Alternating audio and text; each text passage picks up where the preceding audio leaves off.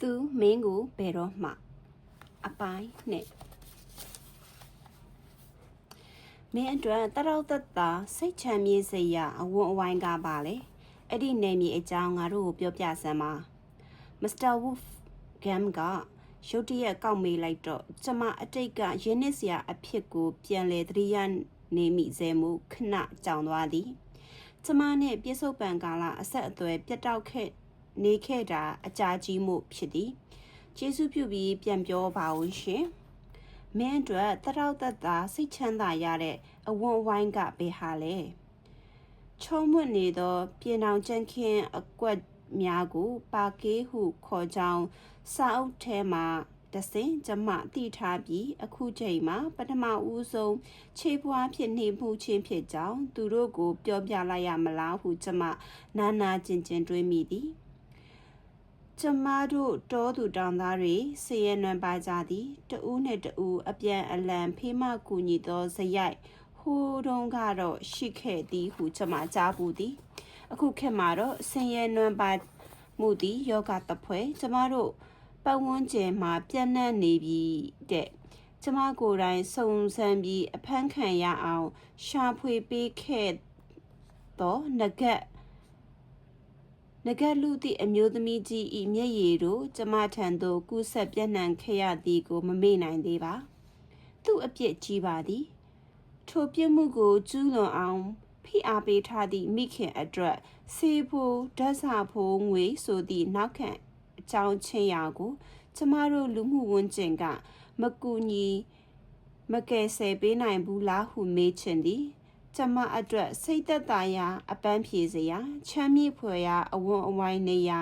လုံးဝမရှိဘူးဟုကျမဖြေလျင်သူတို့သဘောတူနိုင်ပါမလား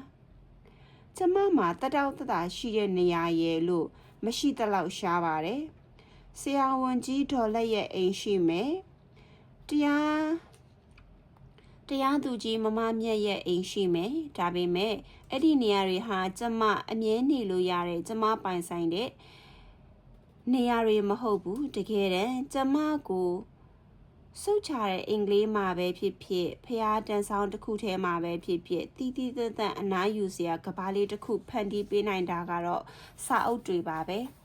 စာအုပ်တွေကကျမကိုတတအနားယူဖို့အလံဝေးတဲ့နေရာစီကိုခေါ်သွားနိုင်ပါတယ်ကောင်းတယ်ဒါဖြင့်မင်းစာအုပ်တွေကိုတော်တော်ဖတ်ပုံရတယ်ဟုတ်လားမစ္စတာဝူဖ်ဂန်ကကျမကိုရင်းရင်းနှီးနှီးဟန်ဖြင်မိသည်ဟုတ်ကဲ့ကျမအစာအုပ်ဖတ်ပါတယ်စာအုပ်တွေကကျမအတွက်ဖြောဖြေရလည်းဖြစ်တယ်အဖော်လည်းဖြစ်တယ်ပြီးတော့ဘူဟုတတယူရမယ်ဗန်ထိုက်တွေလည်းဖြစ်တယ်သိကောင်းတာပေါ့ဒါဖြင့်မင်းအပေါ်ဩဇာလွှမ်းမိုးဆုံးစာအုပ်တအုပ်အကြောင်းပြောပြစမ်းပါခုနှစ်ကတည်းကကျမဖတ်လာခဲ့တဲ့စာအုပ်တွေမှာစလင်မြို့မှာရှိသမျှစာအုပ်ဆိုင်ပေါင်းစုံမကွေးမှာရှိသမျှစာအုပ်ဆိုင်ပေါင်းစုံသာမကပါသို့တော့ထိုများပြားလာသောမြန်မာဘာသာအင်္ဂလိပ်ဘာသာစာအုပ်တွေကကျမအားတစုံတရာသောအဖြေကိုမပေးနိုင်ခဲ့သေးပါကျမဆက်လက်ရှာဖွေနေဆဲဖြစ်သည်ကျမကိုဩဇာအလွမ်းမိုးဆုံးစာအုပ်တဲ့ကျမအဖြေသိချင်နေတဲ့ပြဿနာတွေအများကြီးရှိတယ်။စာအုပ်ထဲမှာအဖြေတွေလိုက်ရှာတယ်။ကျမဖတ်တဲ့စာအုပ်တွေအများကြီးပါ။ဒါပေမဲ့ကျမပဲအသက်ငယ်လွန်းသေးလို့လားမသိဘူး။ကျမကိုအဖြေတစ်ခုတည်းပေးတဲ့စာအုပ်တစ်အုပ်ကိုကျမမတွေ့ဘူး။ပြဿနာတစ်ခုစီအတွက်အဖြေတစ်ခုစီရှိမယ်လေ။ဒီတော့ကျမအားအကိုရဆုံးစာအုပ်ဆိုတာကိုကျမရွေးချယ်ဖို့အတွက်တော်တော်ခက်ပါလိမ့်မယ်။ဒါပေမဲ့ရှင်ကဒီလိုတအုပ်တည်းရွေးချယ်စီချင်တာလားဟုတ်တယ်တအုပ်တည်းပဲမင်းရဲ့ဘဝကိုပြောင်းလဲပေးနိုင်တဲ့စာအုပ်ဩဇာလွှမ်းမိုးမှုအများဆုံးစာအုပ်ကိုပြောပြပေါ့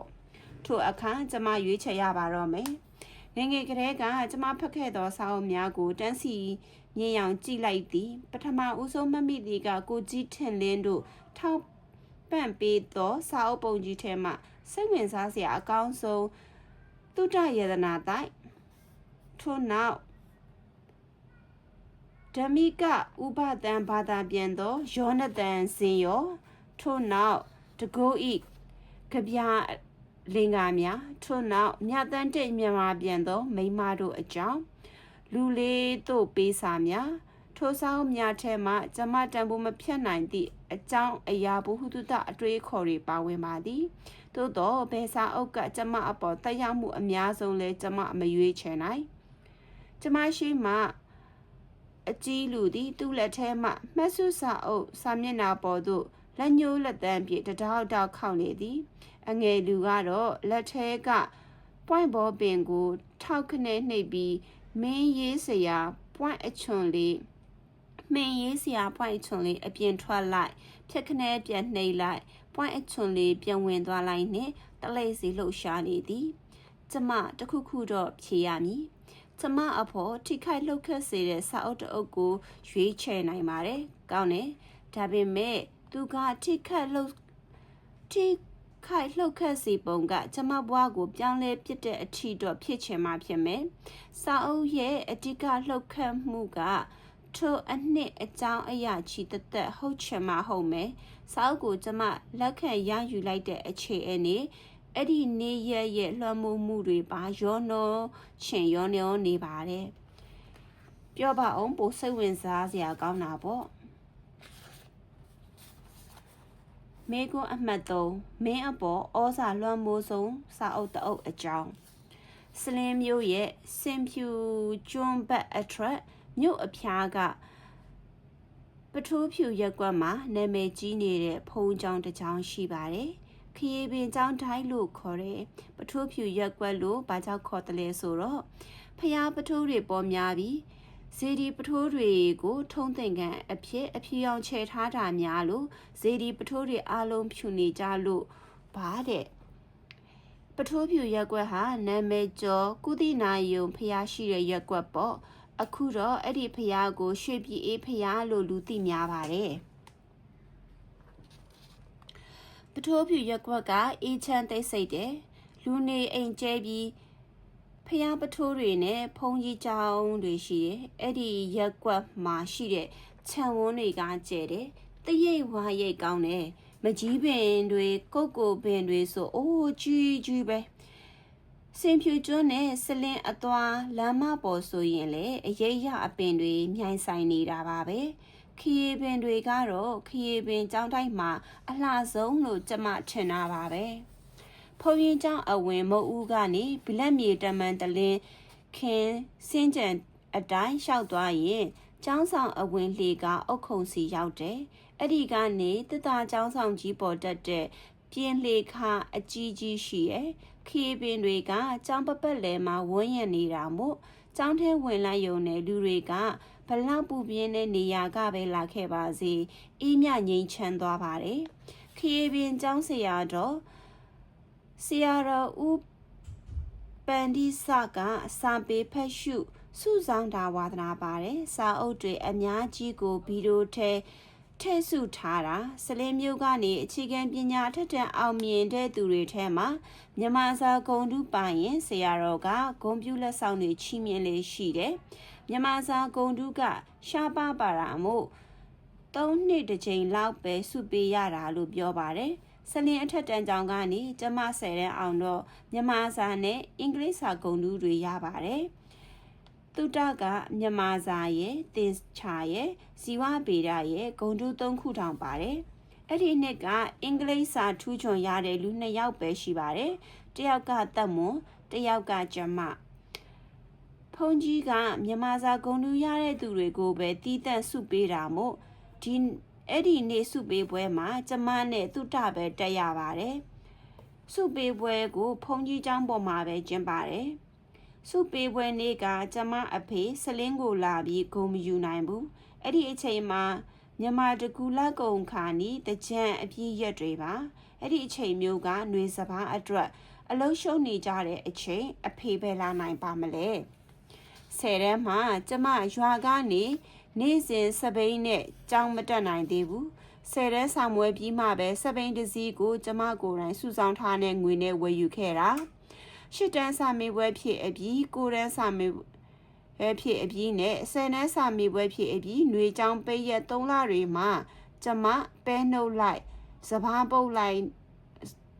ပဲနှုတ်လိုက်တယ်စပားပုတ်လိုက်တယ်စင်ပြူကျွန်းဘက်မှာကျက်သွန်တွေဖော်တော့ကျမလည်းကျက်သွန်ဖော်တဲ့အဖွဲနဲ့လိုက်ပြီးငွေရှာတယ်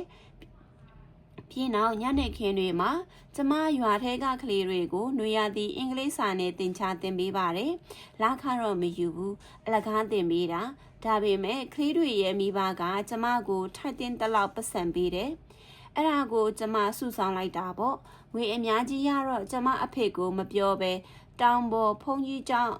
ကိုအပ်လိုက်တယ်။တပည့်တော်စပင်းဟောင်းတစ်စီးလောက်ဝယ်ချင်လို့ပါဖရားလို့ရှောက်တယ်။စပင်းအဟောင်းတစ်စီးကိုကျမ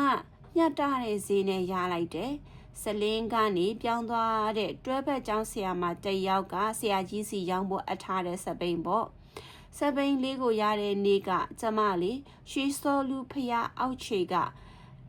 အမကကြောင်ကွင်းပြင်မှာချက်ချင်းစပိန်စီးတင်တော့တာပဲ။ဇွဲအထက်ထက်နဲ့စူးစားတင်လိုက်တာ2ရက်နဲ့တက်သွားပါတယ်။ခြေတလုံးသားမှာဒဏ်ရာတစ်ခုဒွန်ဦးမှာပွန်ပဲ့ရာတစ်ခုတထောင်စစ်မှာတစ်ခုစပိန်လေးရလိုက်တာကျမသိပ်ပြောပါတယ်သွားချင်တဲ့နေရာကိုလူကြုံအောင်ဆောင်ရတဲ့ဒုက္ခကနေလွတ်သွားပြီပေါ့ဖောင်းလင်းနဲ့စလင်းဟာ8မိုင်ပဲဝေးပေမဲ့မိုးရင်းလန်းဆိုရင်စိုးတယ်လို့အချိန်တွေပိုကြတတ်ပါတယ်ကျမဆက်ဘိန်းကအစိမ်းပုတ်ရောင်လေးမိမစီတရုပ်ဘိန်းပါပဲဒါပေမဲ့စီးတဲ့သူကဂူးတစ်ဆိုင်ကိုင်တွေတော့တတ်နေတာပေါ့ဆယ်တန်းစာမွေးဖြစ်ခဲ့နီးမှာကျမနေ့စဉ်ဖောင်းလင်းနဲ့စလင်းသွားပြန်မနေသင်းတော့ဘူးတဲ့ကျမအိမ်တန်းရှင်ရီကုလုတ်ပေးနေတဲ့စလင်းမျိုးနဲ့ဆေးရုံအုပ်ကြီးဒေါခင်အေးလက်ကပြောပြီးသူ့အိမ်မှာနေပြီးဆောင်မွေးဖြေခိုင်းတယ်တိတ်ကျေးဇူးတင်ဖို့ကောင်းတာပဲ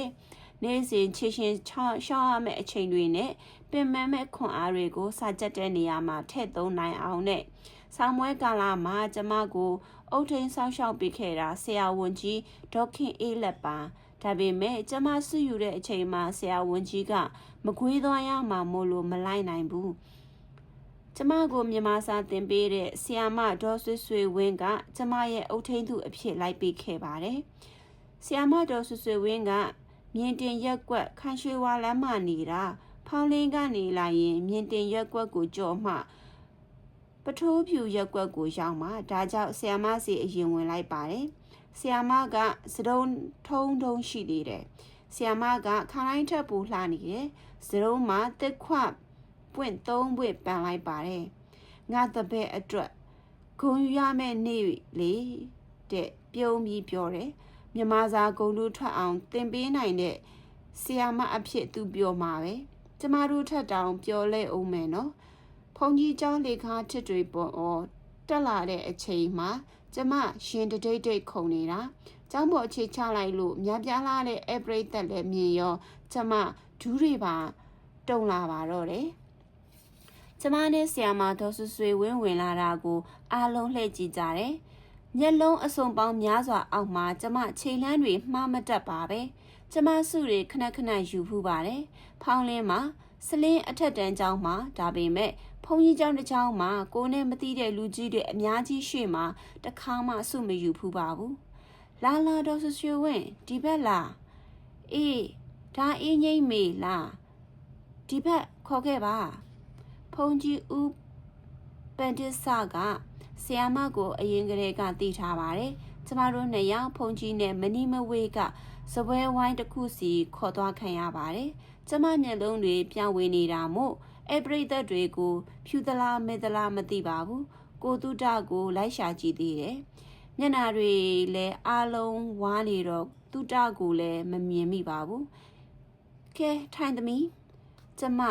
အစိမ်းနုချီကွက်ကျဲစပွဲခင်းထားတဲ့စပွဲဝိုင်းတစ်ခုမှာဆီယာမနဲ့အတူကြုံကလေးဝင်ထိုင်လိုက်ပါတယ်စပွဲပေါ်မှာမုံဟင်းခါမုတ်ဖက်အဖြူထည့်ထားတဲ့ပကံနဲ့အကျော်ငံပြားရည်နန်းပင်ငုတ်သီးမုတ်ပကံလေးတွေအစင်သင့်ပြင်ထားဟာပြီးသားမုတ်ပကံတွေရှိပါတယ်စားလဲစားသူတွေလည်းစားနေသေးပါပဲတက္ကသိုလ်ကျောင်းသူကြီးဖြစ်လာတော့မှာပေါ့ကြည်စံကျမဘလို့မှမျောလင့်မထားတဲ့အတန်တခုကျမနားထဲကိုခတ်တိုးဝင်လာတယ်ကျမလက်ခနဲ့ရင်ခုန်သွားပါတယ်ဒီအတန်ဝါလွင်ကျမတိတ်တရပေါ့ ဒီအတန်ကျမဘယ်တော့မှမမေ့ပါဘူး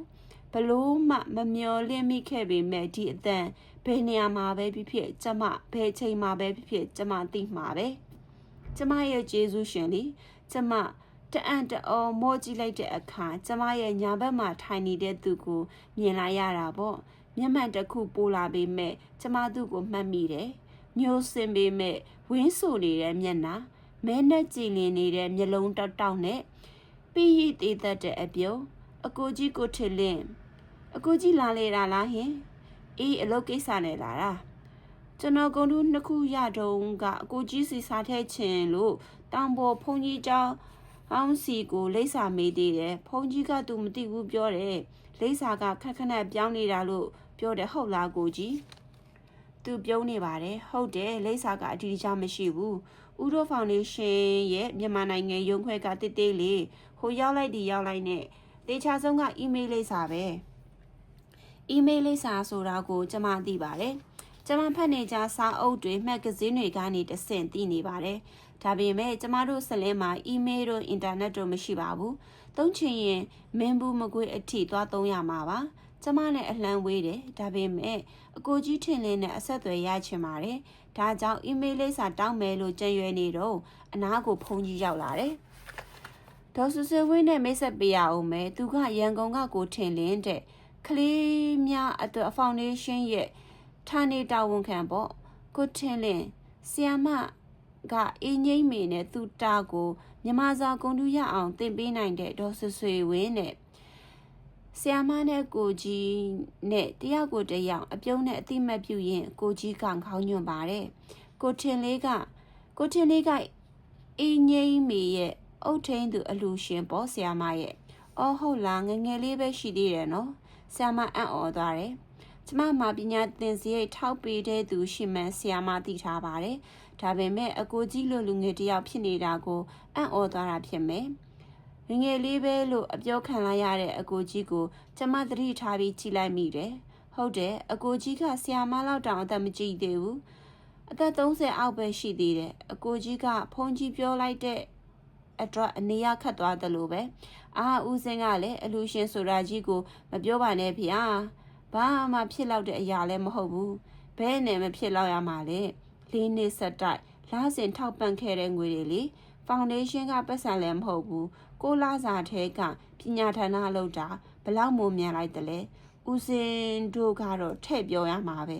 ကြုံတိုင်းကိုထည့်ပြောရမှာတမားတွေကိုလည်းအားကြအောင်ပေါ့ကိုထင်လင်းရဲ့အဲ့ဒီနောက်တော့ဆီယာမနဲ့အကိုကြီးကိုထင်လင်းနဲ့စကားလက်ဆောင်ကြနေကြတယ်အကိုကြီးရဲ့မိသားစုအကြောင်းအလုပ်အကြောင်းပညာအရေးအချင်းအကြောင်းဆီယာမကဆက်စုမေးမြန်းနေလို့အကိုကြီးကဖြေနေရတယ်အဲ့ခါကျမှကျမအလွန်သိချင်ပြီးတခုမှမမေးရခဲ့ဘူးတဲ့အကိုကြီးအကြောင်းကိုကျမသိလိုက်ရပါတယ်အကိုကြီးကဒသနိကဗေဒနဲ့ဘွဲရတယ်ဘွဲလွန်ကိုပြည်သူ့ရေးရာမူဝါဒနဲ့စင်ကာပူနိုင်ငံအမျိုးသားတက္ကသိုလ်ကယူထားတယ်တဲ့မိဘနှစ်ပါးလုံးမရှိကြတော့ဘူးတဲ့အကိုကြီးကိုငငယ်ကလေးကပြုစုဆောင်ရှောက်တဲ့အတော်ပြိုကြီးနဲ့နေတာတဲ့အကိုကြီးအလုပ်ကတော့နေတွေကြေးရွာတွေမှာကလေးတွေအတွက်လိုအပ်တဲ့အရာတွေကိုဖြည့်ဆည်းပေးဖို့ပါပဲတဲ့အဓိကကတော့ကလေးတွေရဲ့ဉာဏ်ရည်ဖွံ့ဖြိုးဖို့အတွက်ဘဝရှင်သန်ရေးအတွက်အထောက်အကူပြုမဲ့အခြေအနေတွေကိုဖြည့်ဆည်းပေးဖို့ပါပဲလို့ပြောပါတယ်ကဲပြောလဲပြောစားလဲစားကြအောင်လေဖုန်ကြီးကတက်တက်ကြွကြွနဲ့အကုန်လိုက်ဧကန်စီမံနေတယ်ဆီယာမအတွက်မုတ်ပကံရှေ့တိုးပေးပြီးဟိရီဆန်ပေးအကျော်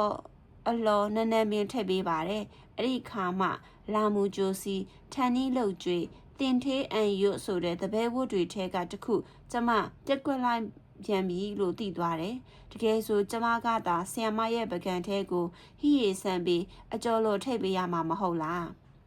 သမီးအင်းငိမ့်စ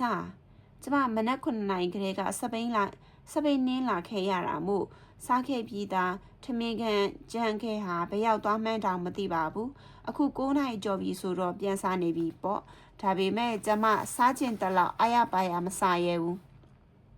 ကျမဘေးမှာအကိုကြီးထင်လင်းရှိနေတယ်ဆိုတဲ့အသည့်ကြောင့်တကိုယ်လုံးတင်းတင်းကြပ်ကြပ်ကြီးဖြစ်နေတယ်အရင်ကဗာမုတ်ပဲဖြစ်ဖြစ်မြင်မြန်တော်စားတတ်တယ်ကျမအခုတော့တုတ်ကနေစိတ်ခနဲ့မွေလို့နဲလို့မပြေးနိုင်တော့ဘူး မုတ်ကိုလည်းပလုတ်ပလောင်ပါဇက်ထဲမသွင်းရဲဘူးဇွန်းကိုကင်ပြီးမှွေတော့လဲပကံနှုတ်ခမ်းအထိဟင်းရည်တွေပေးကြမသွားအောင်အသာလေးပဲမှွေရတယ်ဟင်းရည်စက်တွေနှခမ်းမှာမပေးအောင်လဲခူးဆိုင်ရသေးတယ်မုတ်ဖက်အမြင်တွေပါဇက်တဲ့အကုန်မဝင်ခင်တန်လန်းထွက်ကြနေမှာကိုလည်းစိုးရင်ရသေးတယ်အိုးကျဉ်ကျက်လိုက်တာမပြောပါနဲ့ထဲစားအင်းငိမ့်မီလူတာထဲစားတော့မရှက်နဲ့ဖုန်ကြီးကအလိုက်တတိအားပေးတယ်ကျမဘာထဲရမှန်းမသိလို့ထဲမိထဲရ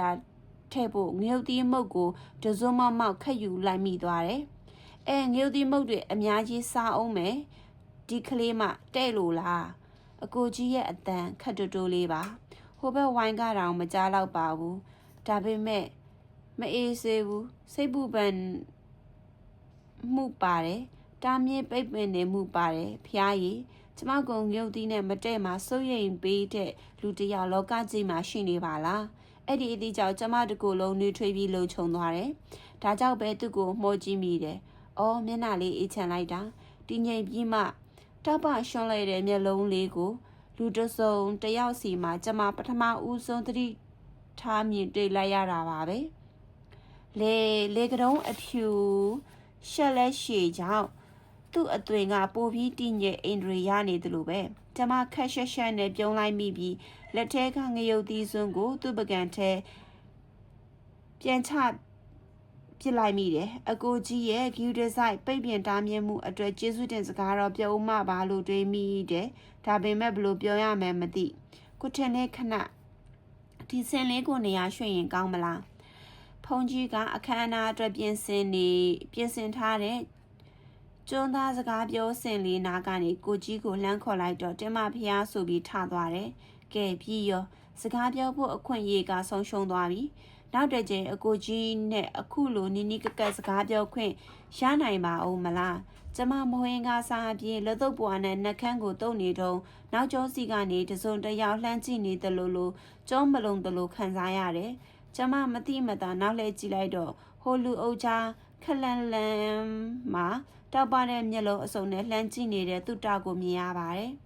သူ့တာရဲ့မျက်လုံးတွေဒီလောက်တစ်ခါမှမဆူရှာဖူးပါဘူးတမျိုးပဲစိမ်ပြီးတောက်နေတာပဲကျမလှက်ခနဲ့ပြုံးပြလိုက်မိတယ်ဒါပေမဲ့သူ့တာကပြန်မပြုံးပြပါဘူးသူ့အမေလို့ယူဆရတဲ့အတော်ကြီးတစ်ယောက်ကသူ့တာကိုတက်လှည့်ကျမကိုတက်လှည့်အကဲခတ်နေတယ်ကျမအပြုံးကိုမြင်ရတဲ့အခါ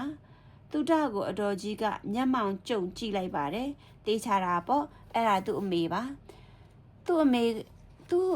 ကသူ့ကိုတိတ်ဆိုးမိုးတယ်လို့ကျမကိုသူခဏပြောဘူးတယ်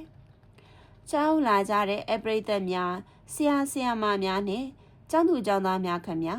ခရီးပင်ကျောင်းတိုင်းရဲ့ဆက်ထမအကြိမ်မြောက်မြမစာထူးချွန်စုပေးပွဲအခမ်းအနားကိုစတင်တော့မှာဖြစ်ပါတယ်အခမ်းအနားမှုကစောက်ဖွင့်လိုက်တာမို့သူတစီကနေကျမမျက်နှာပြန်လွှဲလိုက်တယ်ပထမအဆုံးအခမ်းအနားအစည်းအဝေးကိုကြီးညာတယ်ခေပင်ကျောင်း၌ဆရာတော်ဦးပန်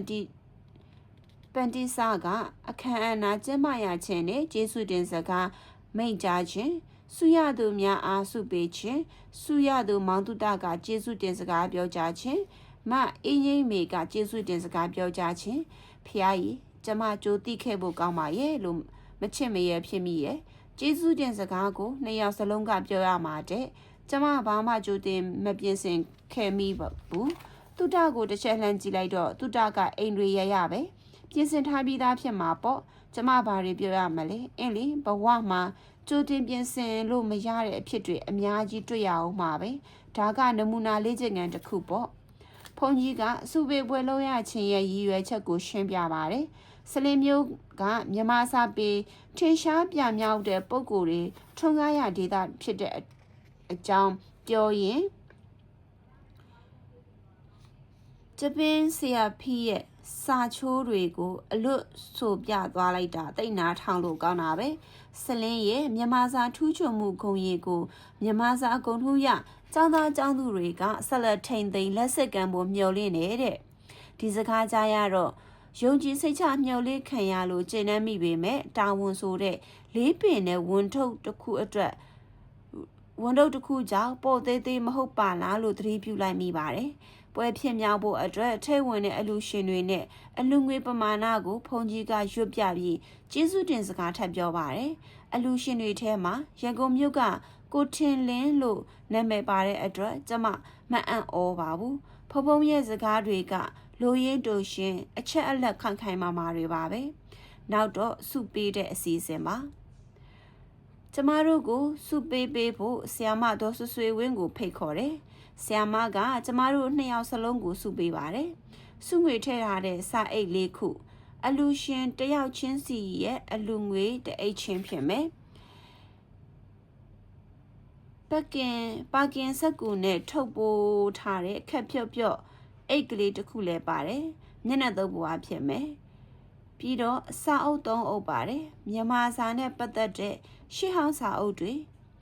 ဇော်ကြီးရဲ့ရသားစာပေအဖွင့်နဲ့နိဒံပါရဂူမြန်မာပြန်တဲ့ဝေတီသာမင်းသူဝန်ရဲ့ပန်းနှစ်ပင်စီစာအုပ်တွေကအကောင်းစားတွေပါအစီအစဉ်အရာသူတကိုကျေးဇူးတင်စကားပြောခိုင်းတယ်ဂုံတူးများသူကိုဦးစားပေးတာဖြစ်မှာပါသူတကကျေးဇူးတင်စကားကိုအားလုံးပြင်ဆင်ခဲ့ပြီးပုံရတယ်ချောနေတာပဲသူကအစလင်းရဲ့ဂုံဆောင်ရုပ်သေးမင်းသမီးကြီးအောင်ဗလကနေစားတယ်ဟိုရှိတုန်းကစိတ်မြင့်ပေါ်မှာမိန်းမတွေတက်ပြီးကာကွယ်မရှိလို့ယောက်ျားတွေကမိန်းမလိုတရုပ်ဆောင်ပြီးကရတဲ့ခစ်ရှိခဲ့ဘူးတာကိုအောင်ဗလအကြောင်းပြောပြီးတော့မြမစာထူးချွန်မှုအမွေအနှစ်အစင်မပြတ်တည်ရှိနေတာကိုပြောပါတယ်နောက်ဆုံးဦးထေးကြီးစလင်းဆိုတဲ့ကြပြားစရာကိုထဲ့ကိုကားတယ်သူတို့စာတွေအလင်္ကာတွေကိုမျက်နှိုးတဲ့အကြောင်းဂုံတူး3မှသာရဖို့သူစာကိုဘလို့လိလာကြက်မှတ်ခဲ့ရတဲ့အကြောင်းသူ့ကိုသင်ကြားပေးတဲ့ဆရာမတွေနဲ့လိလာဖတ်ရှုရတဲ့စာပေပညာရှင်တွေကိုပါကျေးဇူးတင်တဲ့အကြောင်းထည့်ပြောတယ်။အိုးတော်လိုက်တာကျမငှေးမောပြီးနားထောင်နေမိတယ်။သူတကိုဒီလောက်အပြောကောင်းလိမ့်မယ်လို့တခါမှမထင်ခဲ့မိဘူး။သူတကမိနစ်20လောက်ကြာအောင်ပြောနိုင်တယ်။သူတပြီးတော့ကျမအလဲ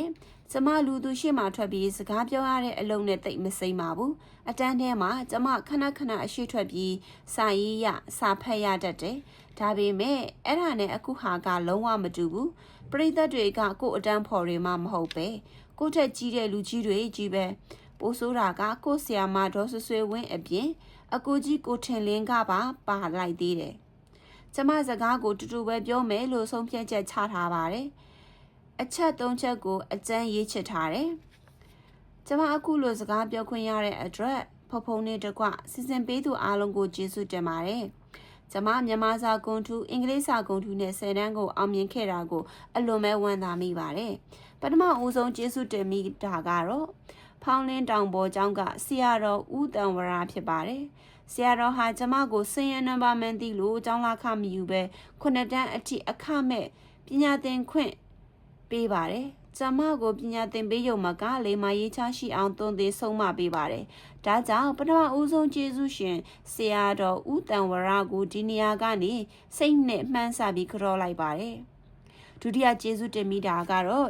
ရန်ကုန်မြို့ကလာတဲ့ဧည့်သည်အကိုကြီးကိုထင်လင်းပါပဲ။လွန်ခဲ့တဲ့4နှစ်ကကိုကြီးသာကျမတို့ဖောင်းလင်းဖုံးကြီးကျောင်းဖုံးတော်ကြီးတဲ့ပညာရေးကျောင်းကိုရောက်မလာခဲ့ဘူးဆိုရင်အခုလောက်ဆိုကျမရန်ကုန်ကအိမ်မှာအင်ဖော်မလေးဖြစ်နေပါပြီအဲ့ဒီစကားကိုပြောပြီးကိုထင်လင်းရဲ့မျက်နှာကိုလှမ်းကြည့်လိုက်တယ်ကိုကြီးကခေါင်းငုပ်ထားတယ်သူရှိကသင်ဖြူပြကိုပဲစိုက်ကြည့်နေတယ်ရုတ်တရက်ကျမဖော်ထုတ်လိုက်လို့သူရှက်သွားပုံရတယ်ကျမကတော့မရှက်ပါဘူးအခုလိုကိုကြီးရဲ့ကျေးဇူးတွေကိုလူကြားထဲမှာပြောခွင့်ရတဲ့အတွက်ကျမသိတ်ဝမ်းသာတယ်ဒီအခွင့်အရေးကိုစောင့်နေတာတော်တော်ကြာလာပြီအခုလိုစိတ်ရောလူရော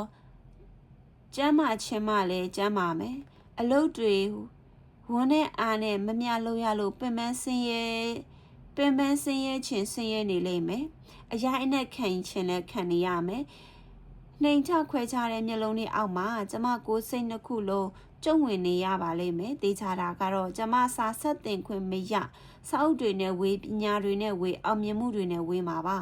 ကျမကိုပညာရေးလမ်းကြောင်းပေါ်ရအောင်ဆွဲတင်ပေးဖို့ငွေကြေးအချိန်စိတ်စေတနာတွေနဲ့ယဉ်ကျေးမှတည်ပေးခဲ့တဲ့ကိုတင်လင်းဟာကျမဘဝရဲ့မှောင်မဲတဲ့ဘဝလမ်းမှာအလင်းရောင်နဲ့လက်ညွန်ကူညီခဲ့တဲ့ကျေးဇူးဖြစ်ပါတယ်။ဒါကြောင့်ကိုတင်လင်းကိုကျမ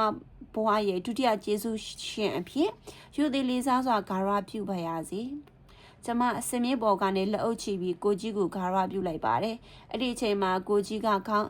မော့ကြည့်ပြီးပြုံးပြနေတယ်။သူ့အပြုံးကရှက်ပြုံးဖြစ်ပေမဲ့ကျမနှလုံးသားထဲစိုက်ဝင်သွားတဲ့မြားတစ်စင်းလိုစူးစူးရှာရှာထိုးပေါက်နိုင်လိုက်တာ။အားလုံးရဲ့လက်ခုပ်တန်တွေဟာကျမနဲ့ဝေးသွားတယ်လို့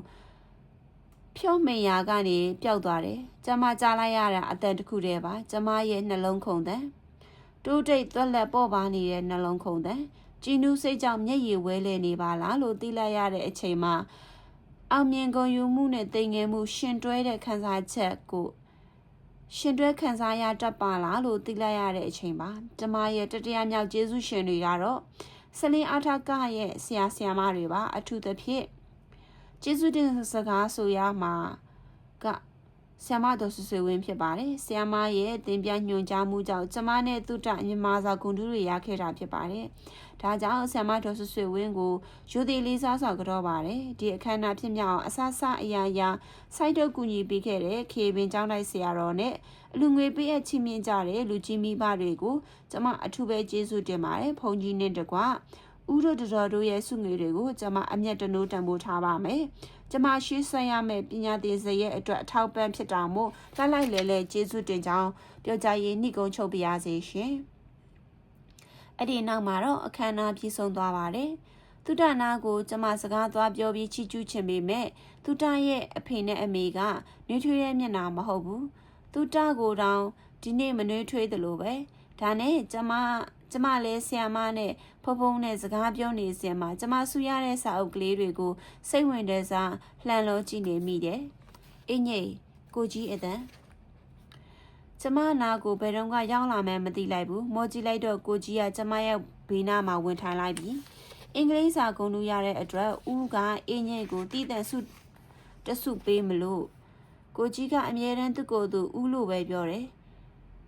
ရှင်ရင်စွဲအသက်ထက်ပိုကြီးအောင်ကိုကြီးကအင်ကြီးလက်ရှည်လဲကရုံဝတ်လေးရှိရဲ့အခုဆိုမျက်မှန်တက်လက်တောင်ပိုခဲ့ပြီးမို့အသက်ပိုကြီးသလိုအထက်စီးကပြောလို့ရပြီပေါ့ဒါပေမဲ့ကျမကတော့ဥလို့မခေါ်ချင်ပါဘူး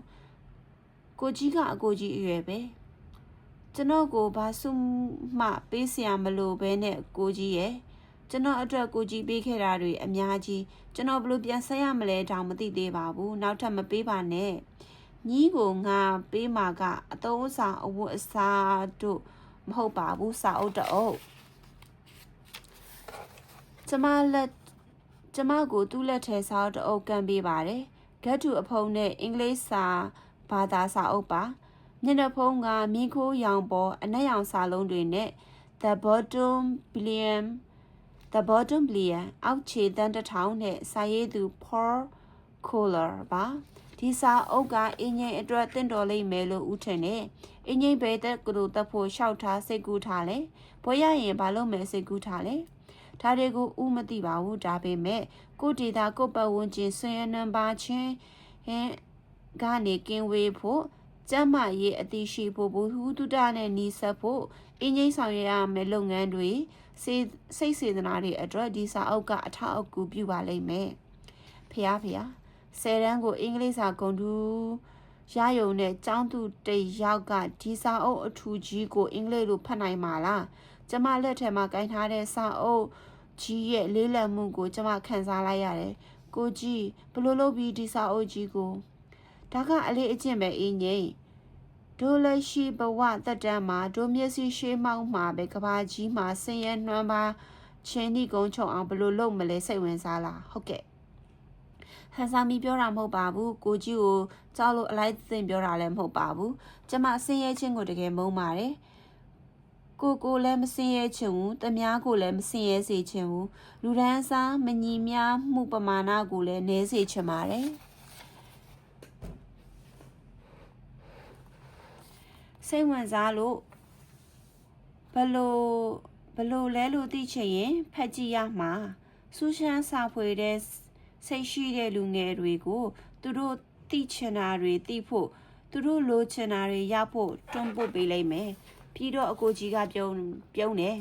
ကျိုးစားဖက်အင်္ဂလိပ်စာကုန်လို့ရတဲ့မိန်းကလေးဟာဒီစာအုပ်ကိုဖတ်နိုင်ရမယ်ဒီလဖက်လို့မတက်သေးရင်နောက်လတစ်နှစ်မပြီးရင်နောက်နှစ်ဇွဲနဲ့ဖက်ညီးမှာအဘိဓမ္မာစာအုပ်ဘယ်နှအုပ်ရှိတော့ကိုကြီးဝယ်ပေးထားတဲ့ရှေ့ဆောင်အဘိဓမ္မာရဲ့ Oxford Venus ရဲ့ရှိပါတယ်အေးနောက်တစ်ခါစလင်းကိုလာဖြစ်ရင်အဘိဓမ္မာကောင်းတအုပ်ထပ်ယူလာပေးမယ်ဟင်းမပေးပါနဲ့ကျမကိုယ့်ဟာကိုရှာဝယ်ပါမယ်အခုကျွန်တော်ဝင်ငွေရတဲ့အလုပ်တစ်ခုရှိနေပါပြီကိုကြီးမွေပေးနေတော့နာမည်ပဲပြောပြမကွေးရောက်ရင်ကျွန်တော်ကိုယ့်ဟာကိုဝယ်ပါမယ်မကွေးမှာရှိချင်မှရှိမှာစာအုပ်တွေအတွက်အင်းငိမ့်အသားနေဥဝယ်ပေးမယ်အင်းငိမ့်ကစာပဲဖက်စာပဲကြိုးစားဟုတ်ပြီလားအင်းငိမ့်ဘာသိချင်သေးလဲဘာမေးချင်သေးလဲကိုကြီးဘယ်တော့ပြန်มาလဲဟင်မနေ့ဖန်ကျွန်တော်ကိုကြီးရဲ့လိပ်စာသိချင်တယ်အဲ့ဒီစကားကိုလှုပ်ခနဲပြောလိုက်မိတဲ့နောက်တော့ကိုကြီးမျက်နှာနည်းနည်းတီသွားတာကိုသတိထားမိလိုက်တယ်လိပ်စာဟုတ်ကဲ့စာရေးဖို့လေကျွန်တော်ဘာတွေဖတ်ပြီးလဲဘယ်ချောင်းလျှောက်ထားလဲကိုကြီးနဲ့တိုင်ပင်မလို့လေအီးမေးလ်လိပ်စာလည်းပေးပါကောင်းတယ်အင်တာနက်အီးမေးလ်သုံးတက်သွားမယ်အင်္ဂလိပ်စာလည်းပို့ကြွယ်မယ်ကိုကြီးကအီးမေးလ်လိပ်စာတစ်ကြောင်းကိုစာရွက်ပိုင်းလေးတစ်ခုထဲချရေးပြီးကျမကိုပေးပါတယ်ကျမငုတ်ပြီးဖတ်ကြည့်လိုက်တော့ tinlin@gmail.com တဲ့အင်တာနက်တို့အီးမေးလ်တို့ဟာဖောင်းလင်းရွာသူတယောက်အတွက်အဲ့ဒီချိန်ကအိမ်မက်လိုပါပဲမကွေးကိုတောင်တခါမှမရောက်ဘူးသေးပဲကိုမင်းဘူးကိုတော့ထူးချွတ်ဆောင်ပွဲဖြေလို့သွားရောက်ခဲ့ဖူးတယ်ဟုတ်ကဲ့ကျွန်တော်စူးစမ်းပြီးဆက်သွယ်ပါမယ်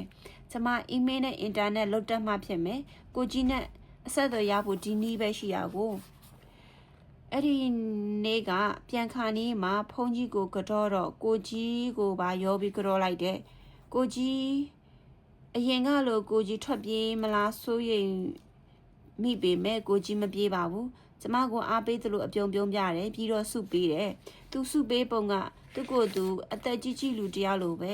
အခုလိုလူကြီးသူမကိုကတော့တဲ့အတွက်အသက်ရှည်ခြင်းအစင်းလာခြင်းဉာဏ်ပညာကြီးခြင်းခွန်အားကြီးခြင်းအမျိုးမြတ်ခြင်းစီးစိမ်ဥစ္စာယတနာတိုးပွားခြင်းစတဲ့ကောင်းကျိုးချမ်းသာမင်္ဂလာအဖျားဖျားနဲ့ပြည့်စုံပြီးမိမိပတ်ဝန်းကျင်အားရေရှည်ဖွံ့ဖြိုးတိုးတက်အောင်ဆောင်ရွက်နိုင်တဲ့သမီးကောင်းယတနာဖြစ်ပါစေရုပ်တည်ကြီးနဲ့အကိုကြီးစုပေးပုံကရဲချင်းစရာကောင်းပေမဲ့ကျမမရဲနိုင်ပါဘူးကိုကြီးပေးတဲ့စုနဲ့ပြေပါစေကျမတခွန်းနဲ့ပြောပြီးဦးချကြောလိုက်ပါတယ်စောကကိုကြီးဆီယမကိုပြောနေတဲ့စကားတွေတပိုင်းတစားကျမကြားလိုက်တာမို့ဒီဖုန်းကြောင်းမှာပဲကိုကြီးတဲခို့တယ်ဆိုတာသိလိုက်ရပါတယ်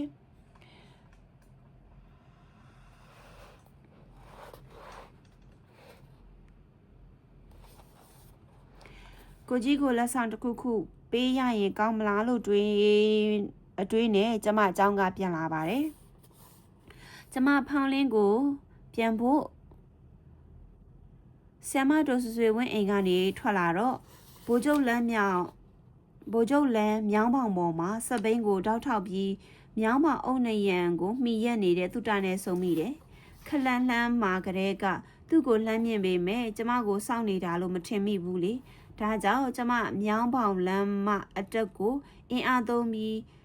နင်းတက်လာခဲ့တယ်အင်းကြီးသူကျမကိုစောင့်နေပါလားဆိုတာဒီအတန်ဆိုတာအဲ့ဒီတော့မှသိလိုက်တယ်ကျမသူ့ကိုပြုံးပြရင်စပိန်ကိုရဲရမလို့ဆက်နေရမလို့ခက်နေဖြစ်သွားတော့သူကသူ့စပိန်ကိုတွန်းယူပြီးနင်းလိုက်တယ်ပြီးတော့ကျမအရှိကနေထွက်သွားတယ်သူတကစောကအဝတ်အစားကိုမလဲရသေးဘူးကြည်ရတာသူကျမဒီလန်းကပြန်မယ်ဆိုတာသိလို့ကြိုတင်ထွက်ပြီးစောင့်နေတာဖြစ်မယ်ကျမစပိန်နဲ့ကပ်အောင်သူနင်းလိုက်ပေမဲ့စလင်းကမထွက်မချင်းသူစကားတစ်ခုမှမပြောဘူးပြွန်သုံးလုံးကြော်မှသူတကျမကိုစကားပြောတယ်နင်ကျေးဇူးတင်စကားပြောတော့ကနင့်ကိုတအားစိတ်ဆိုးတယ်ဟင်ဘာဖြစ်လို့လဲကျမနားမလည်မိဘူးနင်တော်တုံးအားလို့ပေါ့လူတိုင်းရှေ့မှာလူရှိသူရှေ့ဖွင့်ပြောစရာမလိုတဲ့စကားတွေရှိတယ်အဲ့ဒီစကားတွေကိုသိမ်းထားတဲ့နဲ့နင်ပြောလိုက်တာတွေကနင်မပြောသင့်တဲ့စကားတွေပဲနင်အဲ့ဒီလူနဲ့နှစ်ယောက်ချင်းပြောလဲရတယ်နင်ဘာဖြစ်လို့လူအုပ်အလယ်မှာ အခုလောက်ဆိုအိမ်ပေါ်ဖြစ်နေမှာပါလို့ဖွင့်ပြောရတာလေငါလုံးဝလက်မခံနိုင်ဘူးနင့်ကိုဘသူကရိုက်စစ်နေလို့လေသူတဘယ်ချိန်ကလေးကကျမကိုမကြေမနက်ဖြစ်နေတာလဲမသိဘူးလေတံမမတတဲနဲ့သူဘယ်တော့ကကျမကိုကျမကိုမပြောဘူးတဲ့မျက်နှာထားမျိုးနဲ့ဟဲသူတကလည်းငါအမှန်တိုင်းရင်ထဲရှိသမျှပြောပြတာကိုအေးရင်ထဲရှိသမျှနင်ပြောစရာမလိုဘူးလေအကူကြီးထောက်ပံ့ပေးတဲ့အတွက်ကျေးဇူးတင်တယ်ဆိုတော်ရောပေါ့လူတွေကနင့်ကိုဝမ်းကြည့်တဲ့အကြည့်ရဲ့အတိတ်ပဲကိုဖော်တတ်လားတနာတဲ့မျက်လုံးတွေနားလေလားနင်ကတော်တော်အသနာခံချင်တာလားမဟုတ်ပါဘူးအသနာမခံချင်ပါဘူးဒါပေမဲ့စိတ်ရဲ့အမှန်ကိုထုတ်ပြောတာမပြောရဘူးလုံးဝမပြောရဘူးကိုဟာကိုပုံမှန်လေးနေလိုက်ရမှာဂုံတူးနှစ်ခုပိုင်ရှင်ဟန်နဲ့ပန်နဲ့နေလို့ရတယ်နင်ငါကိုမစင်ရပါဘူးလို့ဟန်ဆောင်ခိုင်းနေရလားကျမသူ့ကိုမချစ်မယမ်းမေးရင်ကမျက်ရည်တွေရွတ်ဝဲလာတာကိုခံစားနဲ့သိလိုက်ပါတယ်ပြီးတော့ကျမလက်ဖြားတွေထုံလာတာကိုခံစားရတယ်ဟန်ဆောင်စရာမလိုဘူးမလိုအပ်ပဲနဲ့ကို့အဖြစ်ကိုသူများဖွင့်မပြဖို့ပါအိုးအဲ့ဒါဟန်ဆောင်ခိုင်းတာပဲပေါ့ငါမဟန်ဆောင်နိုင်ဘူးငါဆင်းရဲတယ်ငါတအားဆင်းရဲတယ်ငါအိမ်မှာမိဘူးတိုက်เสียမိဘူးတောင်မရှိလို့ဖြာအောက်မှာခောက်ပြီးဖိထားရတဲ့ထမိန်အခြေတွေနဲ့လာတာဆီယာမကငါ့ကိုသူ့ထမိန်ပေးဖို့တယ်နင်သိရလားကျမနာကျင်ဝမ်းနဲ့နာကျင်လို့သူ့ကိုအော်ပြောပစ်လိုက်တယ်ဒီခါတော့လေသူကျမကိုစကားချူချူတတာနဲ့ပြန်ချွတ်မော့ပါတယ်မဟုတ်ဘူးအင်းကြီးရဲ့ငါဟန်ဆောင်ခိုင်းတာမဟုတ်ဘူးဟာနင်မငိုနဲ့လေအင်းကြီးဟာခတ်တော့တာပဲသူကျမဆက်ပိန်နာကိုတိုးကပ်ပြီးကျမဆက်ပိန်လက်ကင်ကိုသူ့လက်နဲ့လှမ်းထိန်ပါတယ်ငါစင်းရဲတာကိုဘယ်သူမှမသိအောင်ညာစီချင်လို့လေသူတပြောစမ်းပါအောင်ငါစင်းရဲတာတလောကလုံးသိရဲ့ဟေးမငုံနဲ့တော်ပြီစင်းရဲတဲ့အကြောင်းတွေမပြောကြနဲ့စို့နော်ငါမပြောတော့ဘူးသူကညီမလေးတစ်ယောက်ကိုချော့ရတယ်လို့ချော့မော့ပြီးကျမကိုနှစ်သိမ့်တော့လေကျမပြန်ပြီးစိတ်ဆိုးပြေသွားပါတယ်သူတပြန်တော့နင်ဆက်မလိုက်နဲ့တော့နော်ဘာလဲငါ့ကိုစိတ်ဆိုးနေရလားစိတ်မဆိုးပါဘူးဘေးကလူတွေမြင်ရင်ငါတို့ကိုတမျိုးထင်သွားနိုင်တယ်လေဘယ်သူဘာထင်ငါကူးမဆိုင်ဘူးငါစိတ်နဲ့ငါပဲမလုပ်ပါနဲ့သူတရဲ့တို့ရွာကလူတွေမြင်သွားရင်အဖေကိုဖြစ်ဖုန်ကြီးကိုဖြစ်ပြောကြလိမ့်မယ်အေးငိနင်ဘာဖြစ်လို့တအားဆွေရင်နေတတ်တာလဲသူတကနားမလဲတဲ့အမူအရာနဲ့မေးတော့ကျမစိတ်ညစ်သွားသည်သူတကလည်းဟဲ့ရိတ်အကဲမသိလိုက်တာရွာတွေကဆက်နေတာရွာတွေကကျင်းလေးတယောက်သိရင်တရွာသိတယ်တရွာသိရင်နောက်တရွာသိတယ်ငါတို့ကိုအတိတ်ပဲအမျိုးမျိုးနဲ့မြင်ကြမှာပေါ့ဘာအတိတ်ပဲနဲ့မြင်မှာလဲလှုပ်ဆန်းပါအောင်သူတကနှခမ်းကမပြုံးပဲမျက်လုံးတွေကြီးပြုံးလို့မေးပါတယ်တည့်ရသားနဲ့တမင်မေးလိုက်တာလို့ခံစားရတာမို့ကျမမဖြေပဲမျက်စောင်းပဲထိုးလိုက်မိပါတယ်ကျမတို့နှစ်ယောက်မကြီးပင်ဘူးရွာကနေဖြတ်ပြီးစပိန်နင်းလာကြတယ်ပေါင်းပေါ်တက်တော့ကျမစပိန်ပေါ်ကဆင်းပြီးတွန်းလိုက်တယ်တကယ်တော့အဲ့ဒီပေါင်းကိုကျမစပိန်နင်းပြီးတက်နေကြပါဒါပေမဲ့ဒီနေ့ကတော့ကျမခဏအိမ်မက်လေးရှိတဲ့မြင်ကွင်းတစ်ခုကိုမြင်လိုက်ရလို့ကြောင်သွားပြီးစပိန်ပေါ်ကဆင်းလိုက်တာပါပေါင်းပေါ်မှာကျမနဲ့မျက်နှာချင်းဆိုင်ကနေရှောင်းလာတဲ့မိန်းကလေးတစ်ယောက်ဘယ်တော့မှမမေ့နိုင်တော့မဲ့မျက်လုံးတစ်စုံလောကကြီးကိုအရှုံးပေးထားတဲ့ခုန်900မဲ့မျက်လုံးတွေအဲ့ဒီမိန်းမရဲ့မျက်လုံးကိုကျမခဏအိမ်မက်ပြီးမက်တိုင်းလဲလန်းနိုးလာခဲ့တာအခုတော့အိမ်မက်ထဲကအတိုင်းပဲအဲ့ဒီမျက်လုံးတွေကိုကျမမြင်လိုက်ရပြီကျမကိုလှမ်းကြည့်တဲ့အကြည့်တွေမှာဘာအရေးအယောင်တွေပါလဲကျမမသိဘူးအင်းကြီးစပိန်ကိုအရှိန်နဲ့နင်းသွားလို့ပေါင်းကိုလွန်သွားတဲ့အခါသူတကစပိန်ကိုရက်ပြီးကျမပဲလှည့်ကြည့်တယ်ကျမအိမ်မက်တွေမှာခဏပဲတွေ့ရတဲ့မျက်လုံးကိုအခုတော့အချိန်အကြာကြီးငေးကြည့်နေမိတာမို့သူတစီကိုတေချာလှမ်းမကြည့်နိုင်ပါဘူးသူထောင်မကြဘူးလားဒါမှမဟုတ်ထောင်ကနေလွတ်လာတာလားကျမကိုကြည့်တဲ့မျက်လုံးတွေကိုဘာဒိတ်မဲ့မှမဖော်နိုင်ပေမဲ့ကျမမှတ်မိတယ်ဆိုတာသိကျမကိုသူမှတ်မိတယ်ဆိုတာသိချာသိပါတယ်ကျမလိုပဲသူကလည်းလှမ်းနေတဲ့ခြေလမ်းကိုရက်ပြီးမျက်လုံးချင်းဆိုင်ကြည့်လိုက်တာကိုအော်တဲ့ခတ်တူရွတ်ပါတယ် အော်ဆိုတာဘာပြောချင်တာလဲမမိတာကိုပြောချင်ုံလားဒါမှမဟုတ်ညီးကိုလို့နာကျင်တန်ပါသေးလားကျမမသိဘူးကျမတို့တယောက်ကိုတယောက်နာမည်တောင်မသိကြပါဘူးနာမည်တောင်မသိတဲ့တခဏပဲစုံလိုက်ရဖူးတဲ့လူနှစ်ယောက်ဟာဘလို့နှုတ်ဆက်ကြမလဲသူကသာအော်ဆိုတဲ့အာမိတဲ့အတန်ကိုမပြုတ်ခဲ့ဘူးဆိုရင်ကျမမသိလိုက်မသိပါသာရှောင်သွားလို့ရတယ်သူပေမဲ့သူကအတိမတ်ပြုတ်လိုက်တဲ့အခါကျမကလည်းအတိမတ်ပြုတ်ဖို့လိုမှာပေါ့ထောင်မကြဘူးလားလို့မေးရမှာလားနေကောင်းလားလို့မေးရမှာလားကျမစိတ်မကောင်းပါဘူးလို့ပြောရမှာလားတခိုးနဲ့တခိုးပန်းဖို့သတင်းပေးသူတယောက်နဲ့တွေ့ရင်ဘလို့ပြောကြလဲကျမစာအုပ်တွေဝတ္ထုတွေမှာတခါမှပါတယ်လို့သတိမထားမိဘူး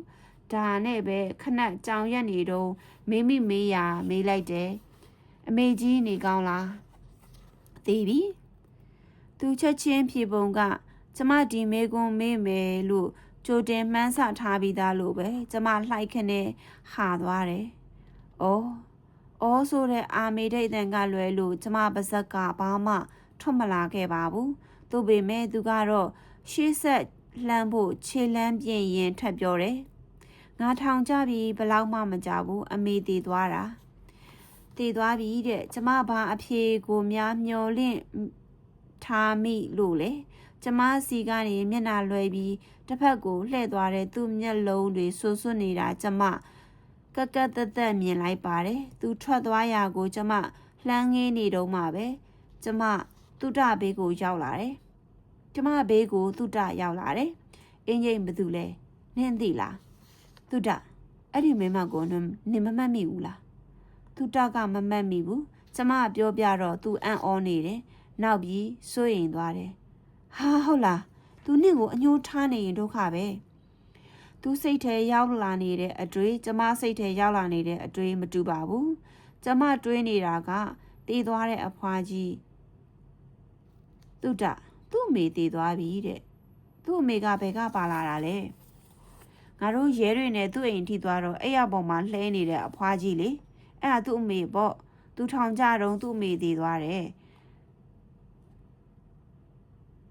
ငါသာရဲကိုခေါ်ပြီးသွားမဖက်ရင်သူ့အမေသေးမှာမဟုတ်ဘူးဟာအင်းကြီး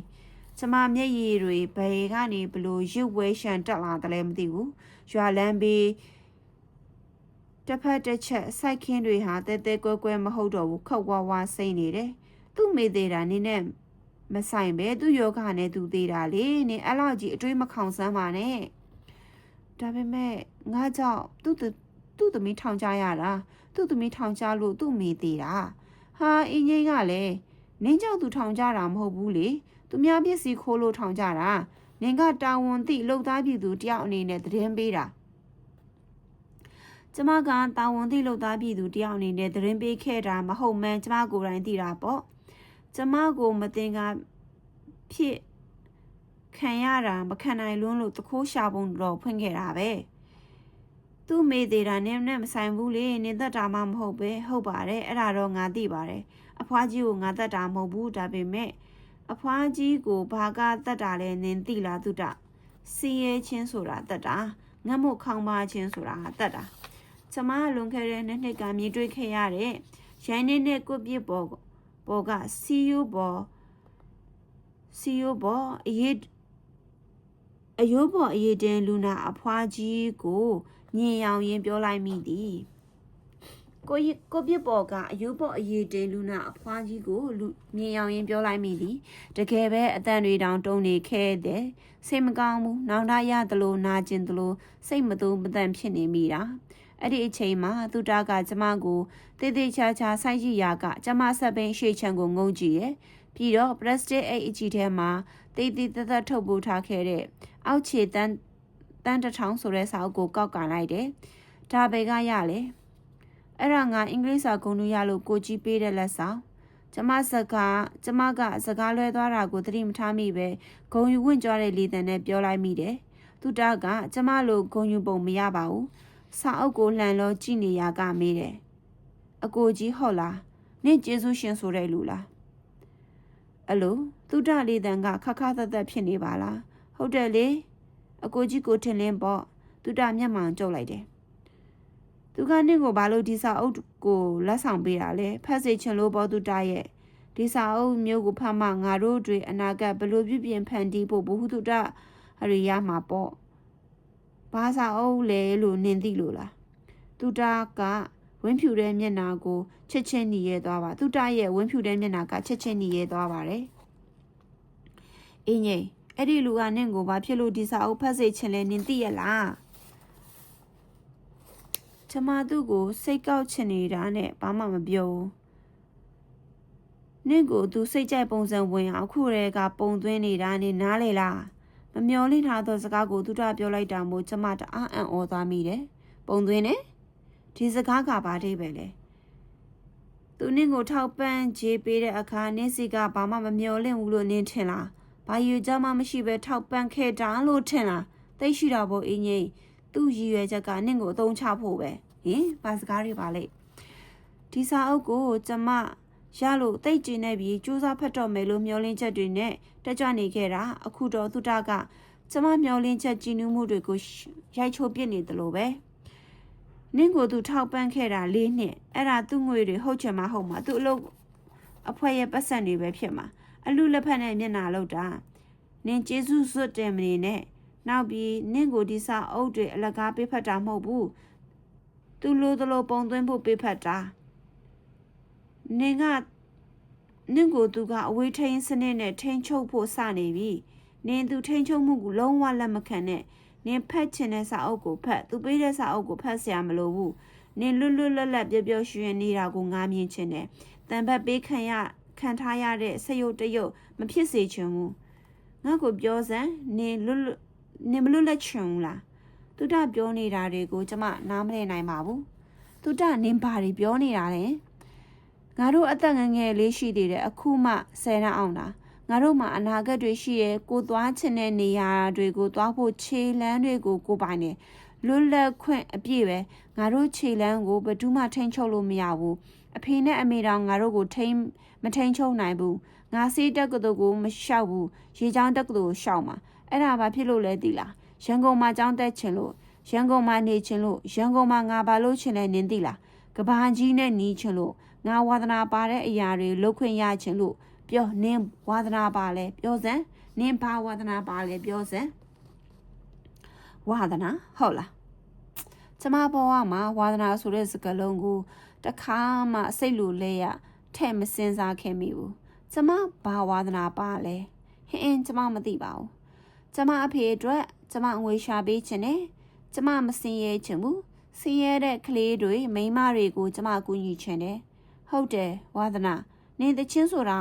အလားအလှပြင်ချင်တာလားတမားတွေကိုလှအောင်ပြုပြင်ပေးတဲ့သူဖြစ်ချင်တာလားကချင်တာလားပကြီးဆွဲချင်တာလားကြပြရေးချင်တာလားစာရေးချင်တာလားဘာလုပ်ချင်တာလဲ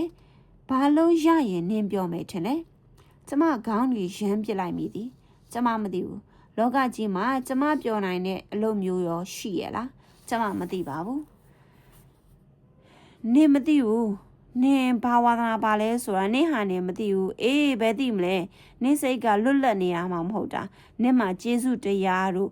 တာဝန်သိတတ်မှုတို့ဆိုတဲ့ဝန်တော့ဝန်ဘိုးတွေနဲ့ပြိနေအောင်ဟိုလူကလှုပ်ထားတာကိုသူတဘာဖြစ်လို့ဒီလောက်တောင်ရေးရေးတင်းတင်းဆွဆွဲနေရတာလဲကိုကြီးကိုသူဘလောက်ထိသိလို့လဲအနောက်မှာတော့သူတာကကျမရဲ့မျက်နှာချင်းဆိုင်တက်တက်ရက်လိုက်တယ်ကျမအပေါ်ဘက်မှာအုပ်ဆိုင်နေတဲ့မကြီးပင်ကျမတို့ရဲ့အပေါ်ဘက်မှာအုပ်ဆိုင်နေတဲ့မကြီးပင်ကြီးစီကအပွင့်ကြွေတွေနဲ့လေနဲ့တူတူတဖွဲဖွဲကြလာတယ်အင်းကြီးဒီလေးနှင်းစာထောက်ပံ့ကြီးကိုငါပြန်ရော်ပေးမယ်နင်လွတ်လွတ်လပ်လပ်နေချင်တယ်မဟုတ်လားကျမကြားယုံတာခတ်တိုးတိုးလေတန်းနဲ့သူ့တာမေးတယ်ကျမဘာဖြေရမှန်းမသိဘူးလွတ်လပ်ချင်ရင်ဟောဒီစာအုပ်ကိုအခုပဲလွတ်ပြလိုက်ပြောဆူနဲ့သူတာကသူကင်ထားတဲ့စာအုပ်ကိုလွတ်ပြဖို့လှမ်းမြောက်လိုက်တယ်ကျမရင်မှာဟာသွားတယ်ဟင်းမလုပ်ပါနဲ့ကျမအတင်းဆွဲယူဖို့ကြိုးစားပေမဲ့သူကလွတ်မပေးပဲတအားဆုပ်ကင်ထားတယ်သူတာမလုံးနဲ့ဒီစာအုပ်ကိုနင်မဖတ်နဲ့ပေးငါ့ကိုပေးစမ်းပါကျမနဲ့သူတာစာအုပ်ကိုအပြိုင်ဆွဲယူနေကြရာကသူကခွန်အားကြီးတော့သူ့လက်ထဲစာအုပ်ပါသွားသည်အေးနင်လွတ်မပြစ်ရင်ငါယူထားမယ် နင်မဖတ်ရဘူးကျမဒေါသထောင်းကနေထွက်သွားတယ်ဒါကြောင့်သူ့တောက်ကိုအော်ပစ်လိုက်တယ်နင့်ကိုပေးတဲ့စာအုပ်မဟုတ်ဘူးငါ့ကိုပေးတဲ့စာအုပ်ငါပဲပိုင်နေနင်မပိုင်ဘူးတမားပစ္စည်းကိုမပေးပဲယူတာဓမြပဲနင်မရှုပ်ဘူးလားကျမအော်လိုက်တဲ့အတန်ကနည်းနည်းကျဲသွားတယ်အနာကဖြစ်သွားတဲ့မိန်းမ2ယောက်ကျမတို့ကိုလှဲကြည့်နဲ့အဝေးကြီးရောက်သွားတဲ့အထိကြည့်နေကြတော့မယ်ကျမရှိဖုံထူတဲ့မြေလန်းပေါ်စာအုပ်ကဘုတ်ကနေကျလာတယ်သူတပြေးချလိုက်တာပါစကားတစ်ခွန်းမှမပြောဘဲစာအုပ်ကိုမြေကြီးပေါ်ပြေးချလိုက်တာပြီးတော့အစပိန်ကိုကြမ်းတမ်းဆွဲယူပြီးကျမနားကနေခြာကနေလွတ်ထွက်သွားတာကျမဖုံတော်ထဲကစာအုပ်ကိုကောက်လိုက်ရမလားထွက်သွားတဲ့သူတောက်ကိုပဲလှမ်းခေါ်ရမလားစိတ်ထွေပြလိုက်ရတာသူတောက်ကတော့စပိန်ကိုတအားနေပြီးထွက်သွားလိုက်တာပေါင်းရဲ့ဟိုဘက်တောင်ကျော်သွားပြီကျမလှမ်းငေးနေမိခိုင်မှာသူတစ်ချက်မှကျမဘက်ကိုပြန်လှည့်မကြည့်ခဲ့ဘူးကျမသူ့ကိုမျက်စိတဆုံငှိပြီးကြံရစ်ခဲ့တယ်သူမကြီးပင်တန်းရဲ့ဟိုးဘက်ကိုရောက်သွားပြီးမျက်စိအောက်ကနေလုံးလုံးပြောက်သွားတော့မှကျမစာအုပ်ကိုငုတ်ကြည့်လိုက်တယ်တီတီတက်တက်ထည့်ထားတဲ့ plastic အိတ်တပိုင်းတစ်စပြေလျော့ပြီးစာအုပ်တပိုင်းထွက်ကြနေတယ်အဖုံးထဲမှာတပိုင်း plastic အိတ်မှာထဲမှာတပိုင်းကျမစာအုပ်ကိုချက်ချင်းမကောက်သေးပဲငေးကြည့်နေမိတယ်သူတပြောတာကျမနားထောင်ရမှာလားဒီစာအုပ်ကိုလွှတ်ပစ်လိုက်ရမှာလားကျမပေါ့ပါနေချင်းတလားတက်မွန်လိုတီရှပ်အင်ကြီးလှလှလေးရောင်းစုံဝတ်ပြီးတခြားတငယ်ချင်းတွေနဲ့တမျိုးလုံးအနှက်စပိန်အတူစီးသွားချင်နေသလားဆရာဝန်ကြီးကိုရီးယားကားကြည့်တဲ့အချိန်မှာကျမဒဲအိုးတွေတိုက်မိဖို့ကျမ်းပြင်ကိုစေကြောအဝတ်သုံးတဲ့တမင်ရုပ်ရှင်ဇလန်တွဲတွေထဲစိတ်မရအောင်ရှောင်ဖယ်နေရတာကျမပြောရလားတစ်ချက်လှစ်ခနဲကြည့်မိတဲ့ကိုရီးယားကားတွေထဲမှာဆင်းရဲတဲ့ကောင်မလေးနဲ့ချမ်းသာတဲ့ကောင်လေးအသက်တမျှချစ်ကြတာပျော်ရွှင်ကြတာကိုတွေးမိရင်ကျမရင်မခုန်မိဘူးလားဆရာဝန်ကြီးရဲ့ရေရှိုးခန်းထဲမှာအဝတ်တွေထိုင်လျှော်ရင်းတချင်းအော်ဆိုရတာကျမမပြောဘူးလားတူတာနဲ့အခုလိုစပိန်ရှင်စီရတဲ့အခါနေဘူးလို့ပူမှန်းမသိသူ့နေကမှုကြောင့်တစိမ့်စိမ့်ကြည်နူးမိတာကျမသတိမထားမိဘူးလားနောက်ထပ်ရောဒီသားရကြည်နူးမှုလေးကိုမလိုချင်ဘူးလားစေကျော်သက်အရွယ်နဲ့လိုက်ဖက်တဲ့တကြွမြူးတူးမှုကိုကျမမလိုချင်ဘူးလားဖုံတော်ထဲမှာကြားနေတဲ့အောက်ခြေတန်းတထောင်စာအုပ်ကိုကျမကောက်ယူရင်းမြည်ရည်ရစ်ဝဲမိတယ်ကျမရွံပြန်ရောက်တဲ့အချိန်အိမ်မှထိကျမရင်ထဲမှာသူ့တရဲ့မေခွန်းတွေပဲပက်တင်ထက်နေတော့မယ်ကျမကိုကြီးကတကယ်ပဲထိန်ချုပ်ပြီးသူ့လိုတလိုပုံစံသွင်းမှာလား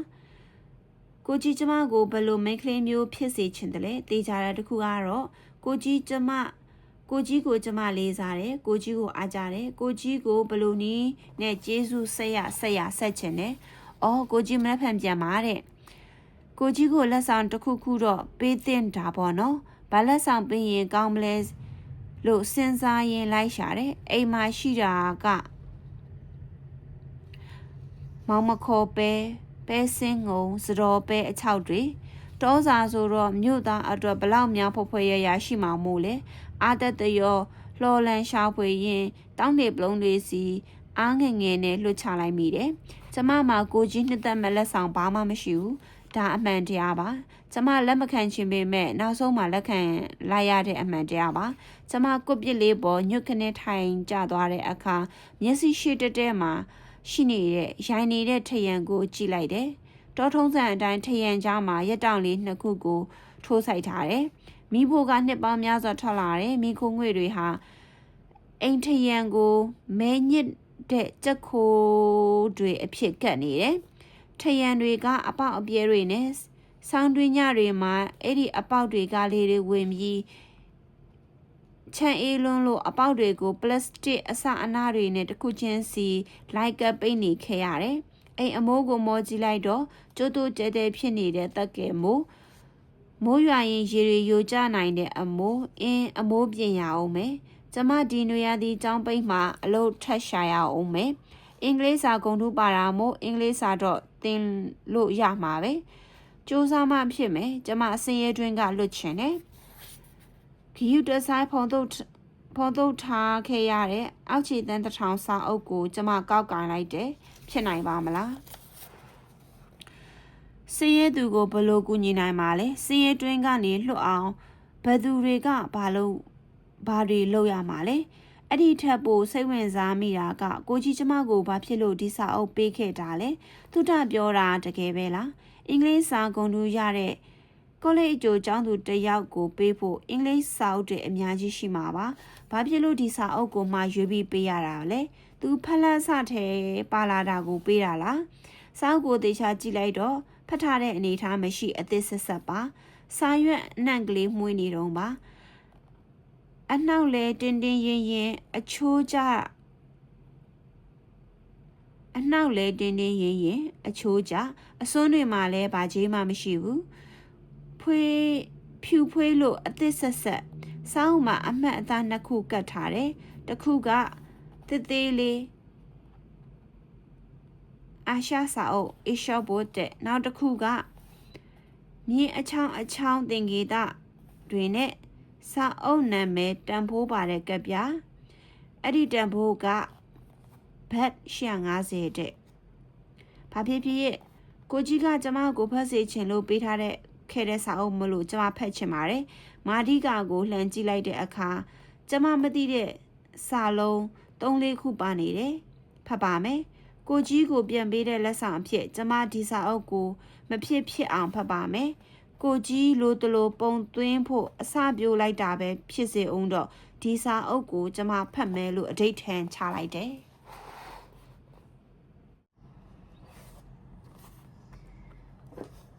ဒီစာအုပ်ကိုမင်းသေချာဖတ်ပြီးပြီလားအငယ်လူပီတာကကျမကိုမေး၏ဟုတ်ကဲ့ဖတ်ပြီးပါပြီအချိန်ဘယ်လောက်ယူခဲ့ရလဲ3နှစ်ပါဒီစာအုပ်ကမင်းကိုဩဇာလွှမ်းမိုးတယ်လို့ဘာကြောင့်ပြောနိုင်ရတာလဲဒီစာအုပ်ကကျမအတွက်စာအုပ်တစ်အုပ်ထပ်ပို့ပါတယ်အင်္ဂလိပ်စာဂုဏ်ထူးအတွက်ရခဲ့တဲ့လက်ဆောင်ထပ်လဲပို့ပါတယ်ဒီစာအုပ်ကကိုထေလင်းကကျမကိုမျှဝေချင်တဲ့ဘဝအတိတ်ပဲတစ်ခုပါဒီစာအုပ်ဟာကျမရဲ့လို့ဖြစ်လာအောင်အသက်သွင်းပေးတဲ့စာအုပ်မှုပါသူတို့နှစ်ယောက်အကြည့်ချင်းဆုံသွားကြသည်ဒီစာအုပ်မှာမင်းအနှစ်သက်ဆုံးကဏ္ဍကပါလေထောင်ချောက်များဆိုတဲ့ကဏ္ဍပါနည်းနည်းတော့ပြောစမ်းပါဦးအလွန်မင်းစင်းရဲချင်းဆိုတဲ့သတ်မှတ်ချက်ကိုတေးသေးချာချာမသိသေးခင်မှာပဲကျမတို့အိမ်ဟာအဲ့ဒီအတန်းစားထဲမှာပါဝင်နေတယ်ဆိုတာရိပ်မိပါတယ်အလွန်မင်းစင်းရဲချင်းဤပမာဏအတိုင်းအတာစစ်တမ်းအောက်မှာကျောင်းနေချင်းကျမရေးဆောင်ရှောင်မှုရေသန့်ရှင်းမှုလက်စစ်မီလမ်းမဆက်သွယ်ရေးအာဟာရစတဲ့အခြေခံလိုအပ်ချက်တွေမရတဲ့အင်ချီတွေဘလောက်အချိုးအဆရှိသလဲမိဖွားခြင်းတေဆုံးခြင်းနိုင်ငံတွင်းနဲ့နိုင်ငံပြင်ပရွှေ့ပြောင်းအလုပ်လုပ်ကိုင်ခြင်းစတဲ့တန်းကောင်စရင်ဆိုင်ရာအချက်အလက်တွေအရအလွန်မင်းစင်းရဲချင်းစီတွန်းပို့ပေးခံနေရတဲ့အင်ချီတွေဘလောက်ရှိသလဲအလွန်စိတ်ဝင်စားဖို့ကောင်းပါတယ်ဒီစာအုပ်ကိုနားလဲချင်လို့ကျမထက်ရှာဖတ်ခဲ့ရတဲ့စာအုပ်တွေအများကြီးပါပဲဘာစာအုပ်တွေလဲအိုးအများကြီးကျမမကွေးမှာအနိကတင်နန်းသွားတက်တိုင်းစာသင်ပေးတဲ့ဆရာဆရာမတွေစီကနေအင်္ဂလိပ်စာမဂ္ဂဇင်းစာအုပ်ပပလေးတွေ Reader Digest တို့ Times News Week တို့တွေ့ရင်ငါဖတ်တယ်နောက်ပြီးစလင်းကနေရန်ကုန်ကိုတရက်ရောက်သွားတဲ့အခါကျမအဲ့လိုစာအုပ်မျိုးတွေမှာယူရပါတယ်ကဲဟုတ်ပြီဒါဖြင့်မင်းအာယုံထဲမှာဖြစ်ခနဲ့ပေါ်လာတဲ့စာအုပ်တို့အုပ်ထဲကအကြောင်းအရာတစ်ခုခုကိုပြောပြစမ်းပါဘာစာအုပ်ထဲကလဲဘာစာအုပ်ထဲကပဲဖြစ်ဖြစ်သိခတ်ပါသည်ကျမဖတ်ထားသောစာအုပ်တွေကသိခတ်သောစာအုပ်မျိုးတွေမပါသူတို့အတွက်ဆိုရင်တော့ကလေးဖတ်စာအုပ်လိုမျိုးတွေပဲဖြစ်မှာပါဘယ်စာအုပ်ထဲကဟာကိုပြောရပါမလဲကျမဖတ်နိုင်တာကလွယ်လွယ်လေးတွေပဲဟုတ်ပြီလေအလွယ်ထဲကပဲပြောပေါ့ဘယ်မဂ္ဂဇင်းကအလွယ်ဆုံးလဲ Reader Digest ပေါ့ Okay Reader Digest ထဲကဘယ်ပြောပါကဲကျမမြန်မဖြေနိုင်တဲ့အတွက်သူကမေးခွန်းကိုကန့်သက်ပစ်လိုက်ပြီစဉ်းစားစမ်းပါဖတ်ခဲ့သမျှ Reader Digest တွေကိုစဉ်းစားလိုက်စမ်းပါကျမစာအုပ်မြတ်တဲ့ဖုန်းတွေကိုပြင်စဉ်းစားတော့မှပေါ်လာသည်ကျမစဉ်းစားမိပြီအော်ကောင်းတယ်ပြောအာရှနိုင်ငံတွေမှာကောင်းမတော်တဆတိတ်ဆောက်မှုတွေတိတ်မှမှုတွေအများဆုံးပဲဆိုတဲ့ဆောင်းပါးတစ်ခုကိုမှတ်မိတယ်သူကတရုတ်နိုင်ငံကိုနမူနာပြပြီးပြောထားတာကားမောက်ရခြင်းအကြောင်းအရင်းတွေကိုလည်း ခွဲခြားစိတ်ဖြာဆွဲထုတ်ကြည့်ထားတယ်။ဘာကြောင့်မှောက်တယ်လဲတဲ့။ဘာကြောင့်မှောက်တဲ့လဲ။လမ်းတွေမကောင်းလို့စီကံမဲ့မောင်းနေလို့ကားမကောင်းလို့အဲ့ဒီအချက်တွေပေါ့။ဘယ်အချက်ကနံပါတ်1လဲ။စီမဲ့ကံမဲ့မောင်းနေမှုအရက်သေးစာတောက်စားပြီးမောင်းနေမှုတဲ့။မင်းလက်ခံသလားရှင်။ကျမဖတ်ရသောစာအုပ်ထဲမှာဘ ഹു တုတအကုန်လုံးကိုကျမမှတ်သားလိုက်သည်ကြီးပင်ဖြစ်သည်။လက်ခံသလားဆိုသည့်အမေးမျိုးကိုတခါမှမမေးဘူးပါ။အော်ကားအက်ဆီဒန့်တွေထဲမှာအဖြစ်များဆုံးအကြောင်းရင်းကလူတွေစီကံမဲ့လို့ဆိုတဲ့အချက်ကိုမင်းလက်ခံသလားလို့ဟုတ်ကဲ့လက်ခံပါတယ်။လမ်းတွေဆိုဝါလို့မတော်တဆဖြစ်တာမဟုတ်ဘူးလား။လမ်းတွေဆိုဝါပေမဲ့စီးစနစ်နဲ့အေးအေးဆေးဆေးမောင်းမယ်ဆိုရင်ဘာထိခိုက်မှုမှဘာမှထိခိုက်မှာမဟုတ်ပါဘူးလူတွေကကားကို